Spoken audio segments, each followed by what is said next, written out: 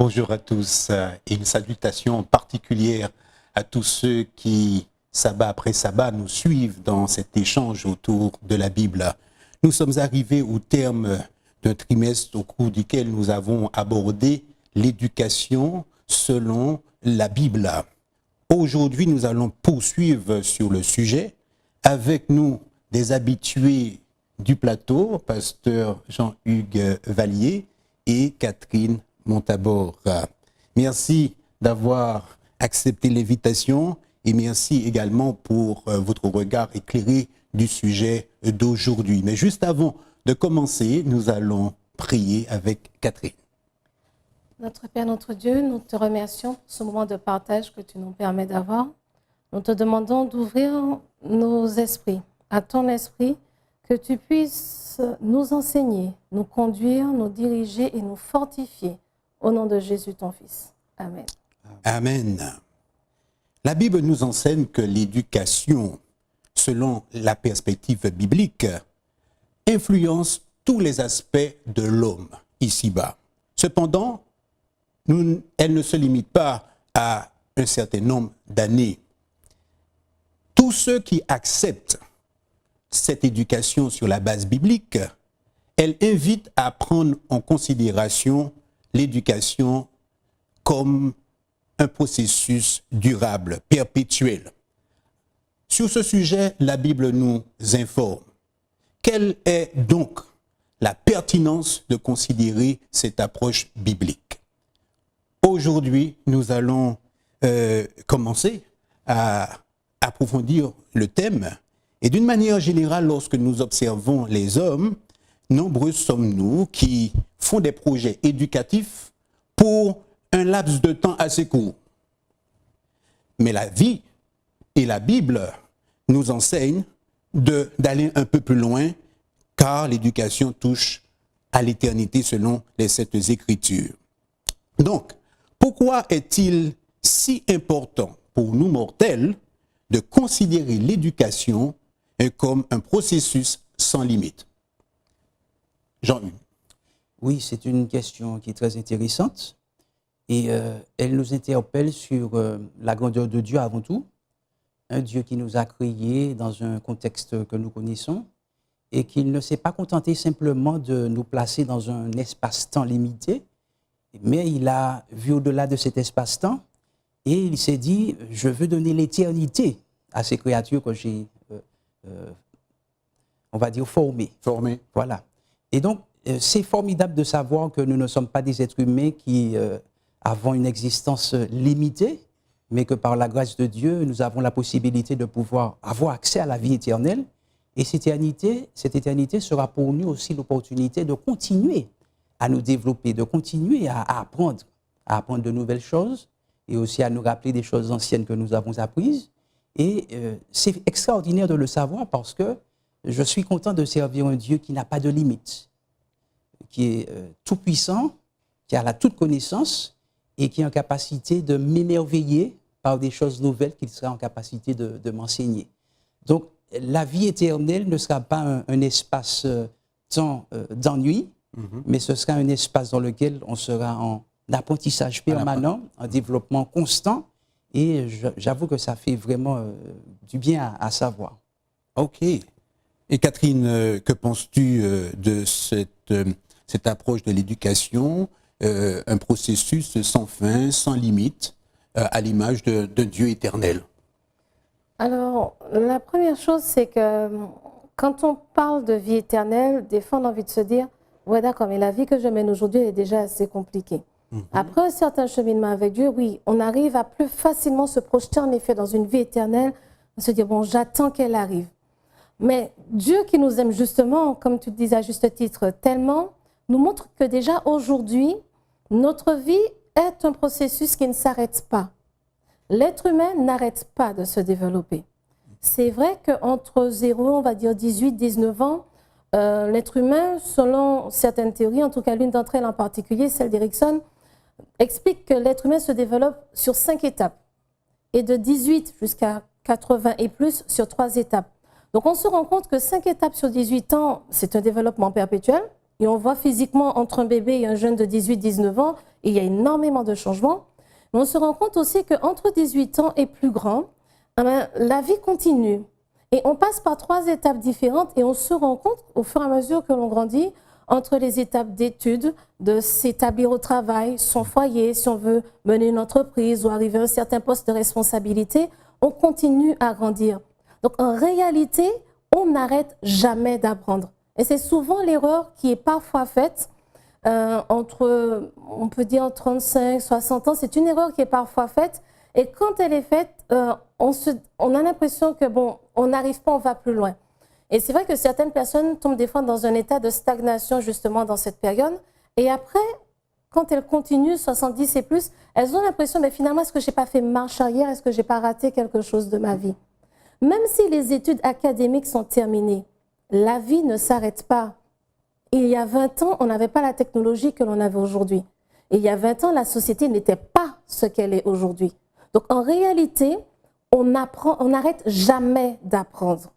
Et cela devrait nous montrer qu'on apprend toute notre vie dans des domaines différents en fonction de notre évolution et que cet apprentissage ne va pas s'arrêter au ciel et que c'est logique et normal. Et d'ailleurs, le verset 1 Corinthiens chapitre 13, verset 12 nous dit « Aujourd'hui, nous voyons au moyen de miroirs d'une manière obscure, mais alors nous verrons face à face. Aujourd'hui, je connais en partie, mais alors je connaîtrai comme j'ai été connu. » Au retour de Jésus, la connaissance continuera. On aura encore des choses à visiter, d'autres planètes, d'autres espaces, d'autres lieux à visiter. Et on aura Jésus que l'on n'a pas vu, qui n'est pas là physiquement, je veux dire, avec nous. Mais il faudra aussi apprendre à aller plus loin avec Jésus.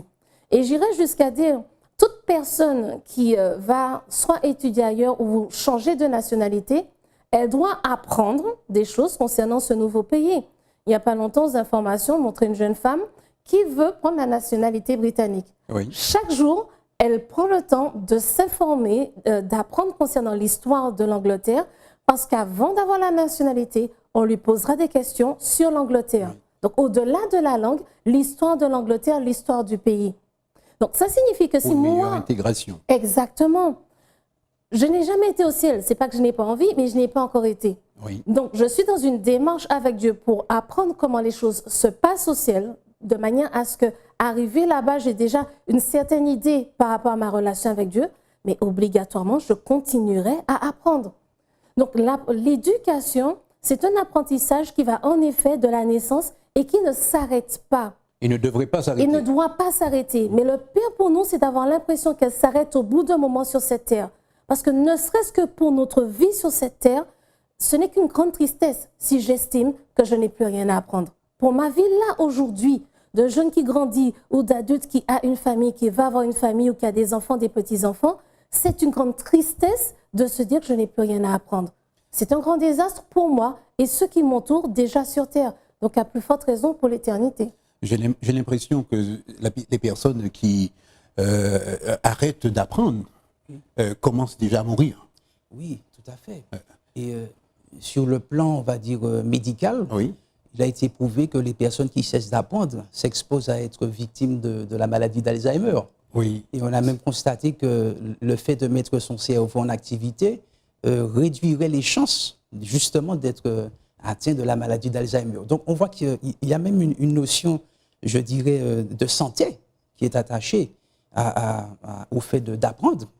Et on voit l'importance pour quelqu'un de ne pas rester sur ses acquis, mais de chercher à en savoir davantage. Chercher toujours à se défier, à explorer, afin de se développer, à progresser.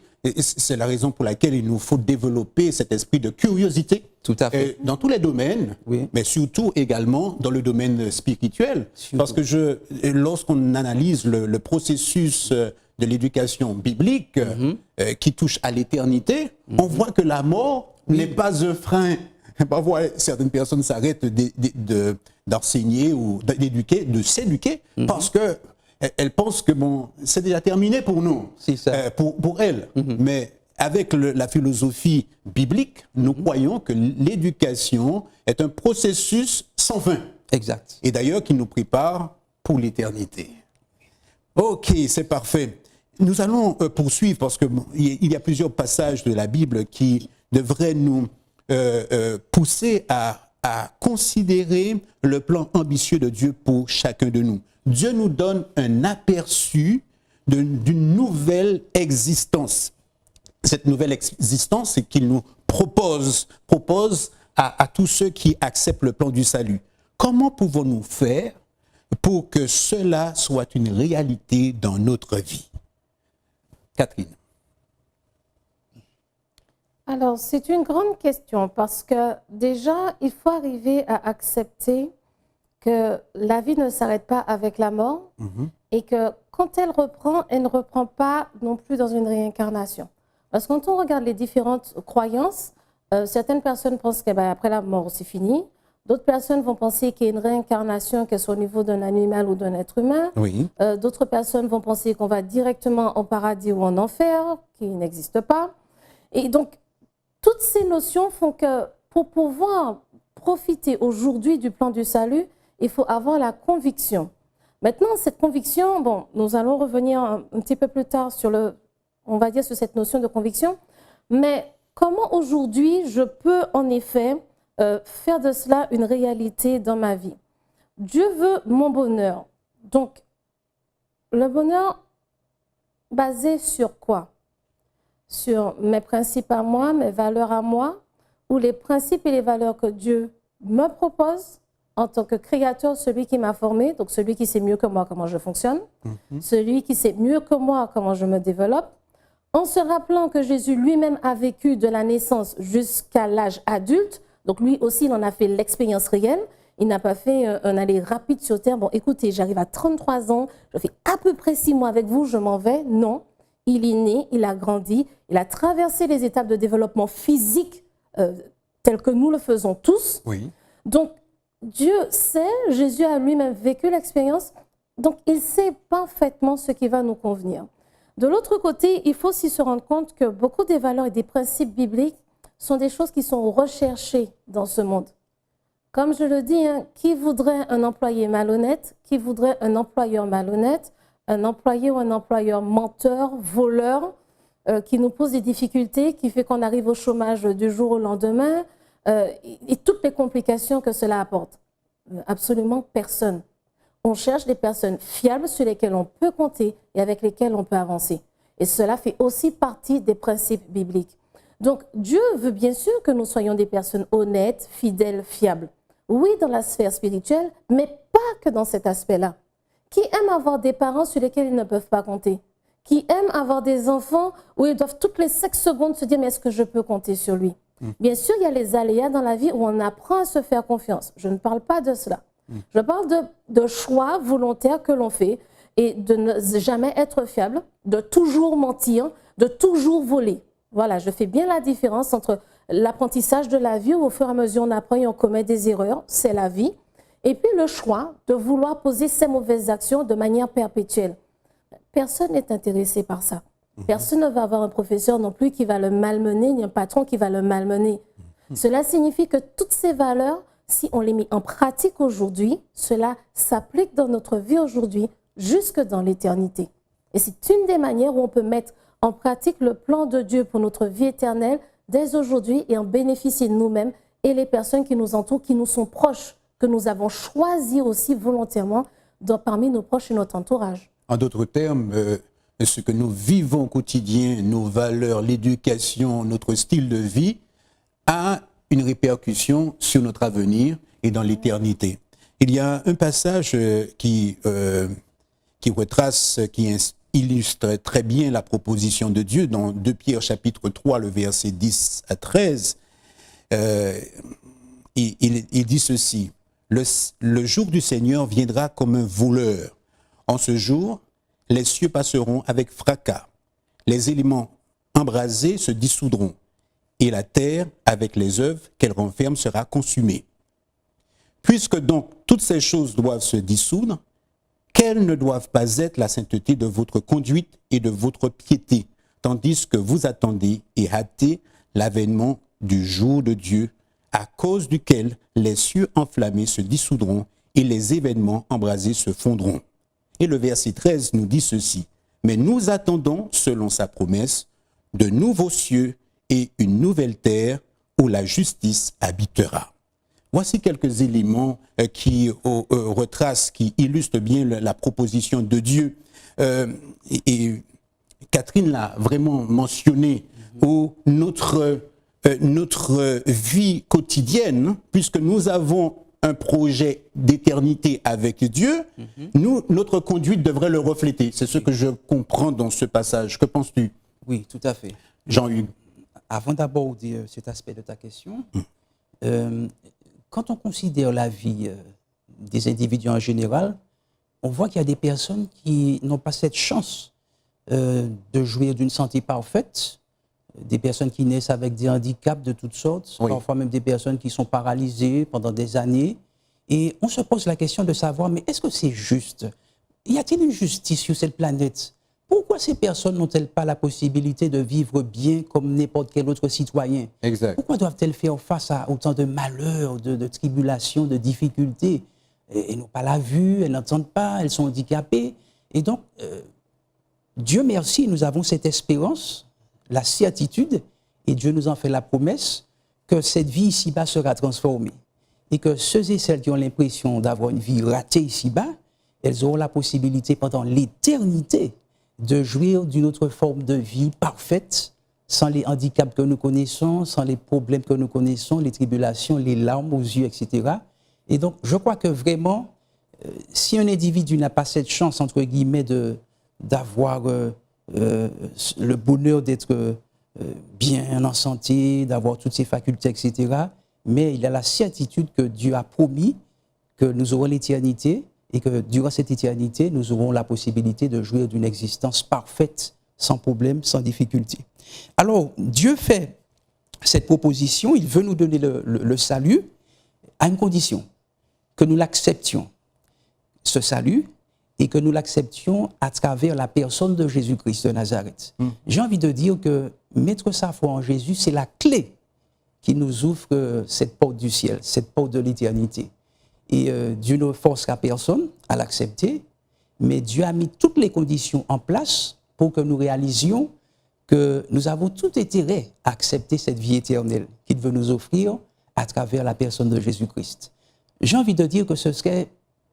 Et cela devrait se voir à travers notre vie. Exactement. Ouais. Alors maintenant, celui effectivement qui a accepté Jésus, véritablement dans son existence, va mener un autre type de vie, une existence qui va refléter les principes célestes, les principes bibliques, qui va refléter la vie de Jésus. Donc on ne peut pas se targuer de vouloir obtenir cette vie éternelle sans que notre vie ici-bas ne puisse refléter, on va dire, les principes de la Bible et les principes de Jésus-Christ.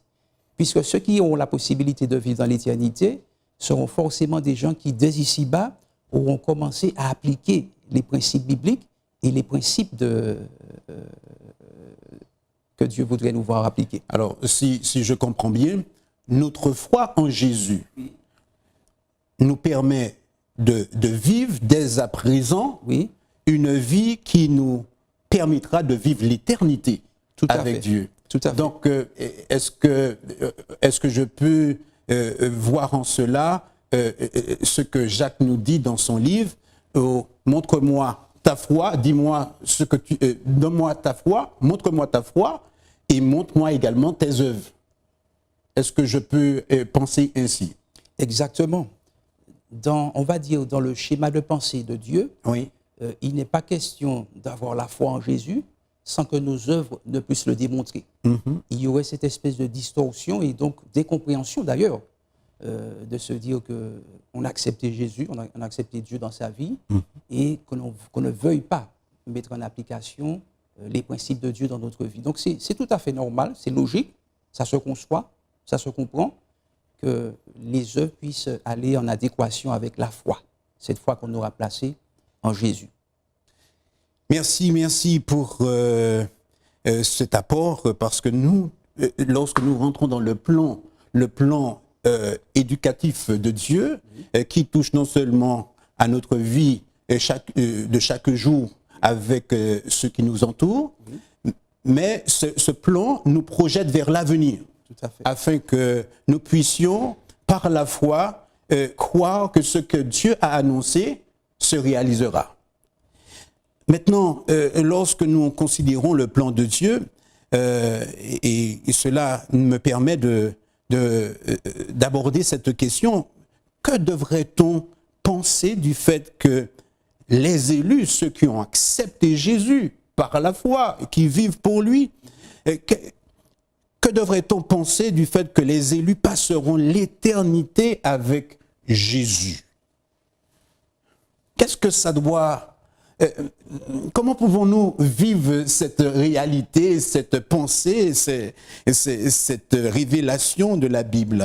Catherine, comment pourrais-tu imaginer le fait que tu passeras l'éternité avec Dieu, avec Jésus, lorsqu'il reviendra? C'est une très grande question. Que devrait-on penser en effet du fait que les élus passeront l'éternité avec Jésus?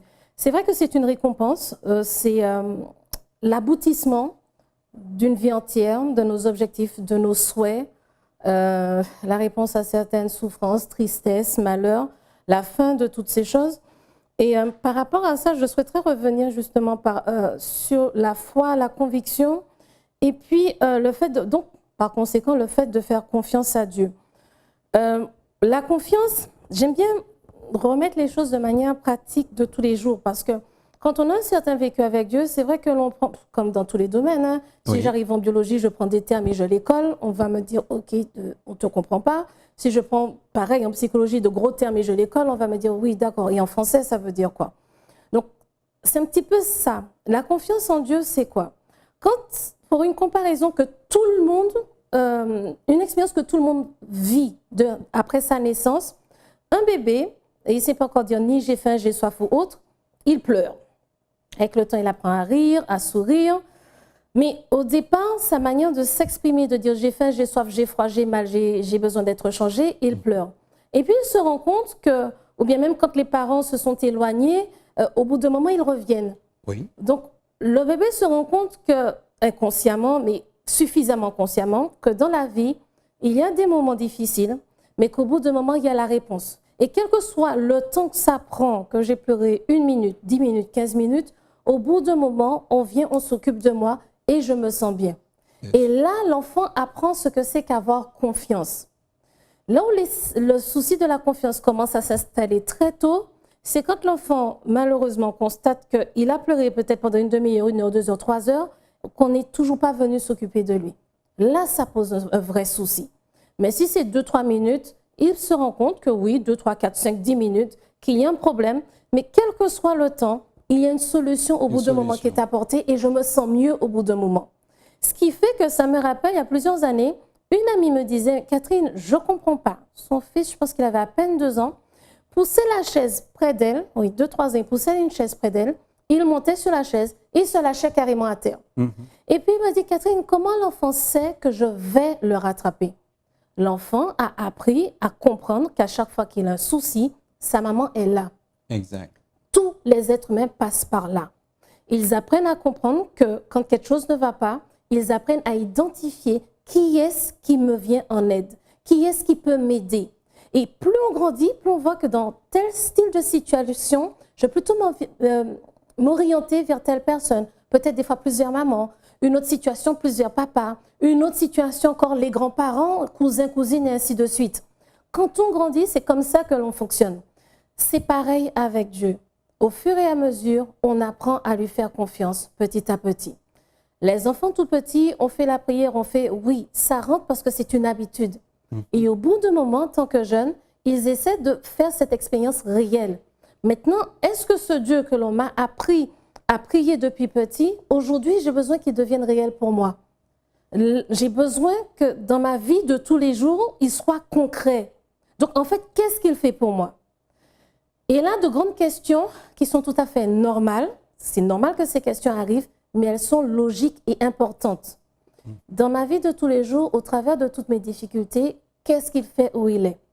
Dans l'adolescence, en général, les jeunes n'arrivent pas à voir le milieu. C'est soit tout noir, tout blanc. Donc, justice ou injustice. Quand on grandit, on se rend compte que la vie n'est pas tout à fait comme ça. Mais c'est tout à fait logique. Il faut savoir nuancer. Voilà, il faut savoir nuancer. Nuancé, pourquoi? Parce que chacun, y compris moi-même, a un vécu. Et je vais toujours réagir par rapport à mon vécu. Quel que soit l'âge que j'ai, je vais réagir par rapport à ce qui m'a blessé, ce qui m'a fait mal ou ce qui m'a rendu heureux ou heureuse. Donc, tous les êtres humains agissent par rapport à cela. Mais dans cette tranche d'âge où on apprend justement la fidélité, on a besoin d'une véritable équité, que la justice soit vraiment juste. Malheureusement, on apprend en même temps que le monde il ne peut pas être juste. Et que tant que Jésus ne va pas revenir, il ne sera pas juste. Et c'est là où j'en reviens avec ce que Jean-Hugues disait à juste titre. On a envie de dire, oui, mais pourquoi moi j'ai tel problème, j'ai tel problème, j'ai tel. Le monde n'est pas juste. On aimerait qu'il le soit, mais il ne l'est pas. Et tant Jésus ne sera pas retourné, il ne sera pas juste. Maintenant, qu'est-ce que Dieu lui fait par rapport à cette injustice?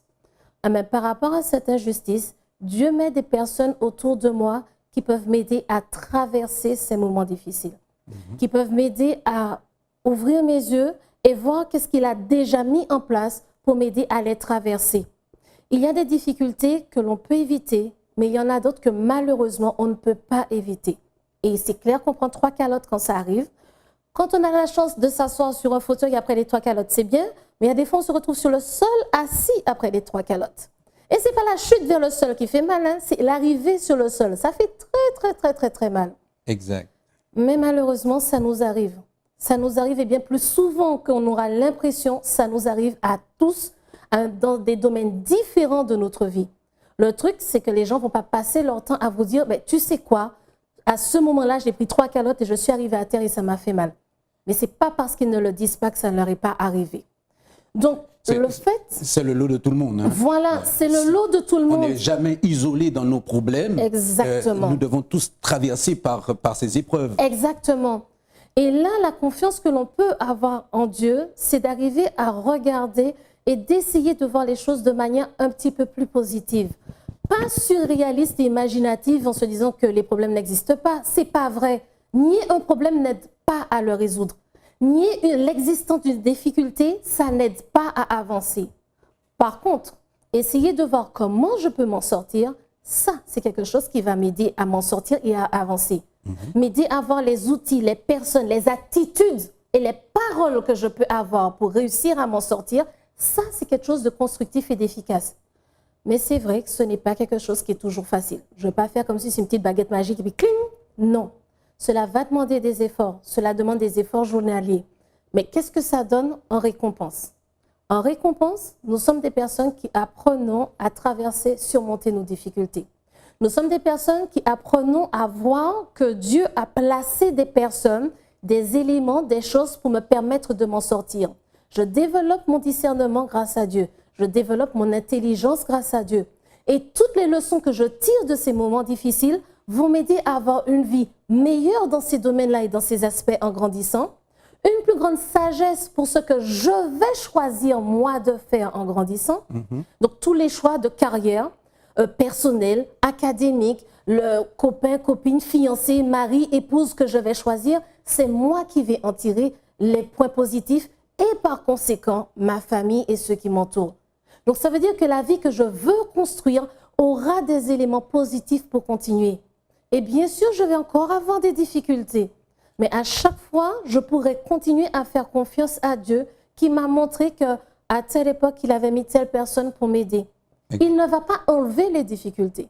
Mais vous allez voir que comme pour l'histoire de Josué, il va amoindrir les conséquences, y compris les conséquences de nos erreurs quand on va se retourner vers lui.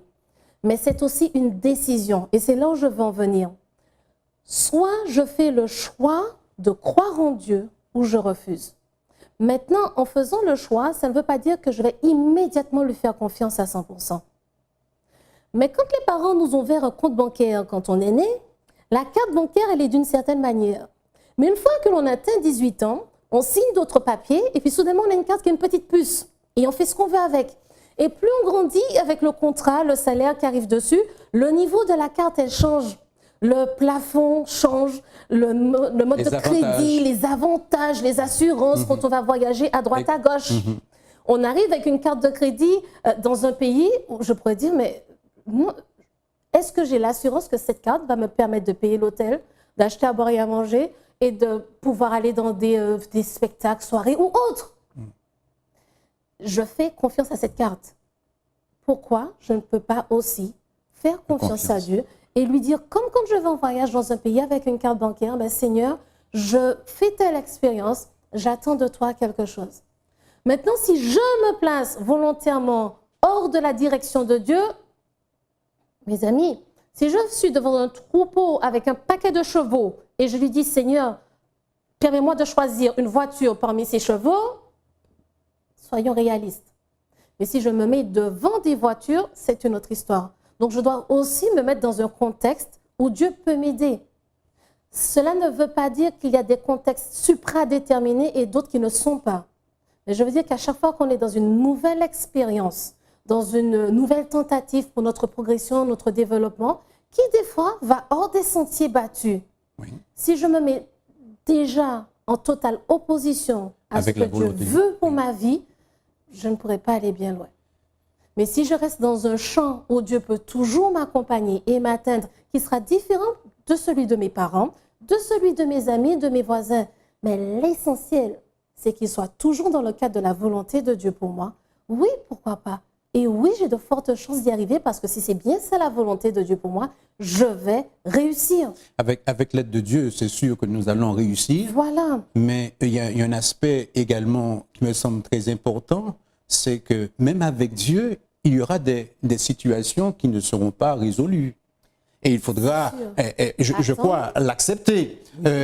Et je pense que l'éternité nous permettra d'élucider certains problèmes que nous avons traversés. Personnellement, quand je pense au retour du Christ, je dis souvent que j'aurais souhaité visiter les dossiers de l'écran. Wow. Les dossiers de l'écran, c'est une émission qu'on passait à la télé où on faisait des enquêtes, il y a des enquêtes et on trouve les solutions. Exact. Moi, je crois que dans l'infini, Dieu, lorsque nous parlons de l'éternité, Dieu a des registres sur tout ce qui se faisait sur terre. Excuse-moi de t'interrompre. La question que tu posais, que devrait-on penser du fait que les élus passeront l'éternité? J'ai envie de jeter une petite ombre. Ok. L'ombre, ce serait que tout n'était pas acquis. Il y avait possibilité que Jésus ne puisse pas gagner ce combat et donc que nous ayons la vie éternelle. Oui. Cette possibilité existait. Oui. Donc ça rend d'autant plus précieux ce beau trésor qu'est la vie éternelle, parce qu'on aurait pu ne pas l'avoir. Oui. Alors, ça m'arrive des fois de me dire, mais Seigneur, si nous n'avions pas été sauvés, voilà, qu'aurait été la situation? Ça aurait été un drame inimaginable, incommensurable. Mais par la grâce de Dieu, nous avons ce privilège, grâce au sacrifice de Jésus et grâce à sa vie sans péché, nous avons ce privilège de pouvoir apprécier dès à présent cette vie éternelle qui commence puisque nous avons donné notre cœur à Jésus. Et nous avons déjà, avec ce salut, nous avons déjà l'assurance que Jésus sera notre plus grand enseignant. Exactement. Et sur les coins sombres de notre vie et de notre histoire, eh bien, il sera là pour nous enseigner. Exactement. Et donc, je crois qu'il nous invite à continuer cet apprentissage, un esprit d'étude, afin que nous puissions dès à présent vivre des vies authentiques qu'il souhaite que nous puissions vivre. Tout à fait. Ouais. Et puis, une dernière petite chose, il y a un verset que j'aime beaucoup, Zacharie 13,6, qui dit, et si on lui demande, mais d'où viennent ces blessures que tu as aux mains? Il répondra, c'est dans la maison de ceux qui m'aimaient que je l'ai reçu. Le temps est un peu court pour discuter ce verset, mais je vous avoue qu'il m'a troublé au départ. J'avais l'impression d'y voir une sorte de paradoxe dans la réponse de Jésus, puisque on s'attendrait à ce qu'il nous dise que ces blessures m'ont été faites par les méchants qui ne m'aimaient pas. Mais là, Jésus fait une sorte d'association que j'ai eu du mal à comprendre. Ceux qui m'aimaient. Voilà, c'est dans la maison de ceux qui m'aimaient que je les ai reçus. Quelle interprétation j'ai donnée à ce texte dans ma compréhension des choses? Je me suis dit que Jésus a préféré oublier ceux et celles qui l'ont rejeté et qui ont causé sa mort, pour se focaliser sur ceux qu'il a aimés et qui l'ont aimé en retour. Jésus, c'est pour ainsi dire, dit à la fin que j'ai bien fait de mourir pour ces personnes parce qu'il y en a qui m'ont aimé, il y en a qui m'aiment. Il y en a qui ont accepté ce sacrifice que j'ai consenti à la croix du Calvaire. Alors ces personnes qui m'aiment, voilà, elles ont la possibilité maintenant de jouir de la vie éternelle. Et à cause de l'amour que j'ai pour eux, je vais garder les blessures des clous sur les mains, les blessures de la couronne d'épines sur la tête, exact. Les blessures de la perce, voilà, de ce côté, oui. Voilà, qui a été percé, et les blessures des clous aux pieds. Exact. Donc, on vit dans une société où on n'aime pas les cicatrices. On est très à cheval sur l'esthétisme. On veut effacer tout ce qui est marque de laideur. Exact. Mais là, Jésus veut accepter ces cicatrices comme signe d'un amour éternel pour nous. Alors, vous imaginez que même dans l'éternité, nous n'aurons pas assez de temps pour pouvoir sonder la profondeur de l'amour de Jésus pour nous.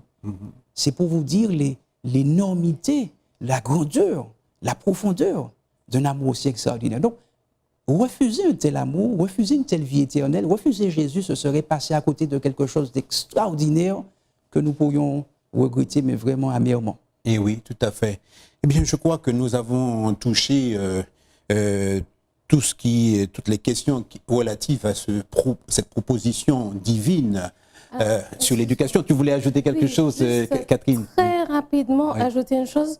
Par rapport à ce que je disais, c'est vrai que refuser, ce serait quelque chose qui, en effet, aurait de conséquences, de l'autre conséquence pour nous. Mais, comme aussi il disait si bien tout à l'heure, certaines personnes se retrouvent dans des situations de telles injustices qu'elles se demandent, mais où est Dieu? Oui. Et même en sachant que Jésus a été crucifié, ok, je veux bien, mais où est-ce qu'il est là pour moi aujourd'hui? Et le verset que j'avais cité au début, 1 Corinthiens 13, 12, « Aujourd'hui, nous voyons moyen de miroir d'une manière obscure, mais alors nous verrons face à face.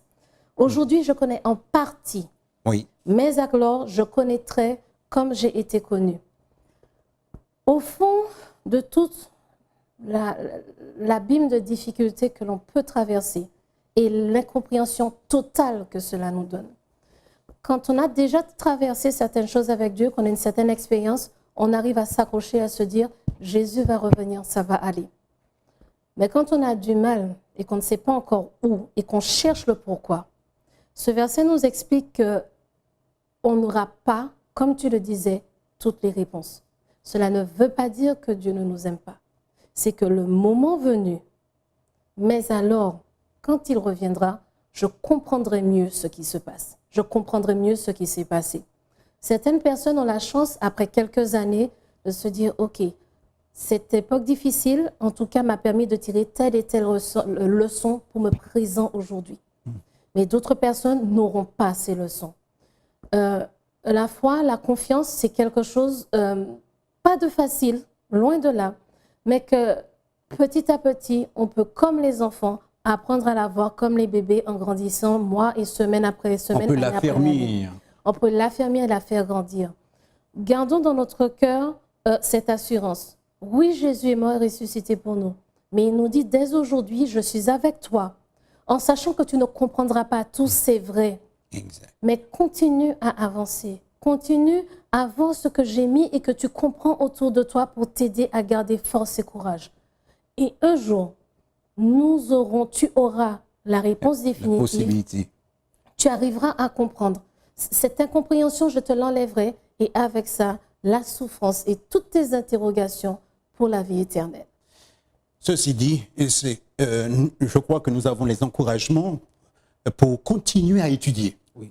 Rester dans la dynamique de l'étude.